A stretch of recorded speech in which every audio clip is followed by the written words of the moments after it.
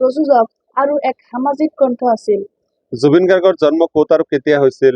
জুবিন গাৰ্গ 1972 চনৰ 18 নৱেম্বৰ তাৰিখে মেঘালয়ৰ তুৰাত জন্মগ্ৰহণ কৰিছিল।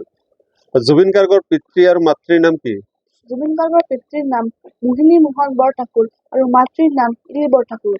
জুবিন গাৰ্গৰ পিতৃৰ ছদ্মনাম কি? কপিল বৰঠাকুৰ। জুবিন গাৰ্গৰ প্ৰথমটো গীতৰ এলবামৰ নাম কি? ই কিমান চনত মুক্তি লাভ কৰিছিল? জুবিন গাৰ্গৰ প্ৰথমটো গীতৰ এলবামৰ নাম হ'ল অনামিকা। এইটো 1992 চনত মুক্তি লাভ কৰিছিল। জুবিন গাৰ্গৰ মায়া নামৰ গীতৰ এলবামটো কিমান চনত মুক্তি লাভ কৰিছিল? 1994 চনত। জংকী বৰঠাকুৰ কোন আছিল? জুবিন গাৰ্গৰ ভনীয়েক আছিল। জুবিন গাৰ্গৰ পত্নীৰ নাম কি? গৰিমা গাৰ্গ।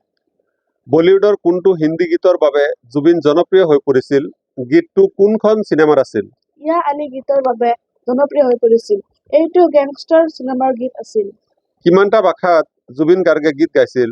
প্ৰায় 40টা ভাষাত। জুবিন গাৰ্গৰ মৃত্যু ক'ত আৰু কেতিয়া হৈছিল?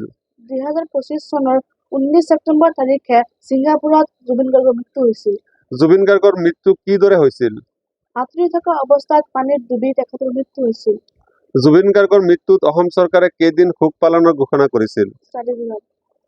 জুবিন গাৰ্গৰ শেষকৃত্য ক'ত সম্পন্ন কৰা হৈছিল? সোণাপুৰৰ কমাৰকুছিত। আজি আমি এইকেইটা প্ৰশ্ন